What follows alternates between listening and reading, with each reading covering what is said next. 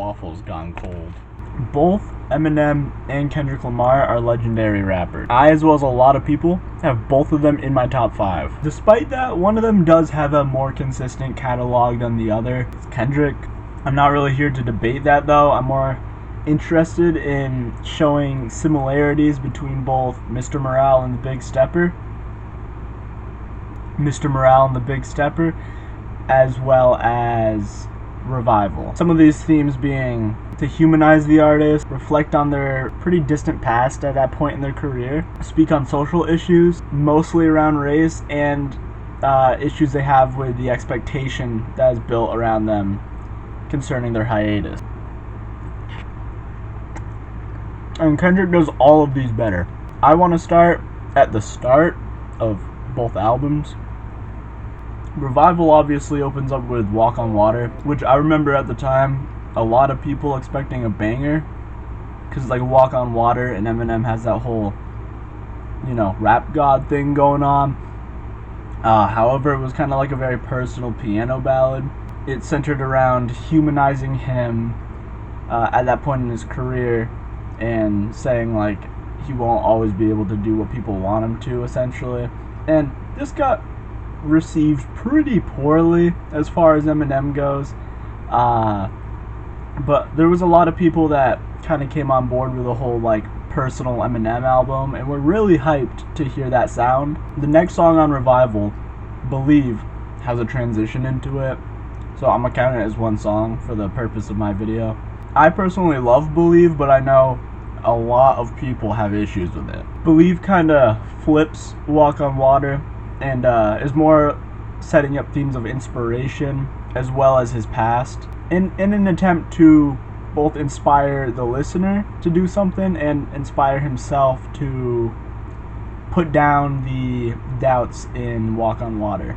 Side note, on a lyric video I found, someone said that Revival is not music to vibe to, it's more of a raw self-portrayal, which is how a lot of people see Mr. Morale and the Big Steppers, but refuse to look at Revival that way. Kendrick, on the other hand, opens up with United in Grief, a great song that also leans heavily onto piano, but it also includes other sounds as well as like a drum break in there. And half the time it takes Eminem to set up 2 or 3 themes, Kendrick sets up his emotional status, adultery, faith, and plenty of toxic coping mechanisms he's gone through, all being significant factors over the span of the album. Eminem's next song after the opener is Chloroseptic, which is just a rap song. Tons of flows and ideas and stuff just to keep the listener engaged. He does manage to string in the themes of Believe, however, saying, I can take on hundreds of you like I got nothing to lose, which makes like a little trio, a trilogy of songs from Walk on Water to Chloroseptic is kind of like no faith in himself, hey, you need to get faith in yourself, boom, he's regained that faith. Kendrick, on the other hand, delivers N95, a banger that has an oddly similar beat to Chloroseptic, especially the outros. Although being a hype song, it manages to piece together the themes of the album much better than Chloroseptic does. The first half of N95 is a lot about, I think, what society wants, as Kendrick perceives it, as well as how him, as well as others, use material things to protect themselves. And when you take that all away, yeah. And then when he switches flows towards the end of the song, he opens up with, can I vent all my truths, I got nothing to lose. Eerily similar to what Eminem says on Chloroseptic. But then he proceeds to mention a bunch of external things in his life, as well as, I think he mentions like clout chasing, from the way I take it. Then he evaluates himself a little bit more internally, and mentions not caring about critics. What is cancel culture, dog? Eminem then uses tracks 4 through 11 to either rap about bad relationships or Trump. Meanwhile, Kendrick manages to touch on screwing white chicks, the way his dad raised him, morality, toxic relationships, not being able to please everybody, and more. All while following the setting with the therapist and Kodak Black and such. Eminem eventually breaks this losing streak with Framed, which is a sort of relapse type song, but manages to have some self-awareness because he takes the position of someone that's either in trouble for rapping about fake murders or is trying to say he didn't commit the murders. He's just rapping about them. I don't really know, but I think it's open to interpretation. Kendrick by that point just has Silent Hill though, Kodak Black. Eminem then goes back to his losing streak of, my love life sucks and I hate Trump until you get to Offended, which is not a good song, but it is an interesting one. Offended essentially plays the rap god position on this album. So, for the majority of the song, he does very Eminem-y things and maybe comes off a little more egotistical than normal. There's a lot of self-awareness bars in there. Because then by the end of the song, he mentions how he uses offending people in his anger to get all the fame and money he has. And to spite doubters, and that he's just going to keep doing that. In the same track, 13 through 18, Kendrick reaches the climax of the album with Savior, being that he can't save everyone when he can't even save himself, and that he's not your savior. Followed up by Auntie Diaries, which is about his past transphobia and homophobia, and how that relates to white people saying the N-word.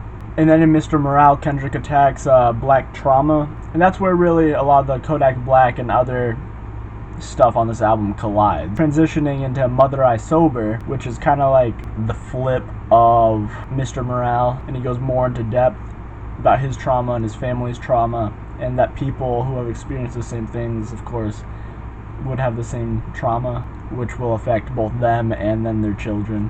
Then they both close their albums out. Eminem uses 2 songs, Castle and A Rose, which are considered the 2 best songs on the album, which is, one is him writing letters to his daughter throughout his career, culminating in his overdose, and then A Rose is him kind of realizing all the stuff that he put people through by doing that, and basically saying stuff he would have wanted to say if he had died then. But then he fights back to life and makes Recovery.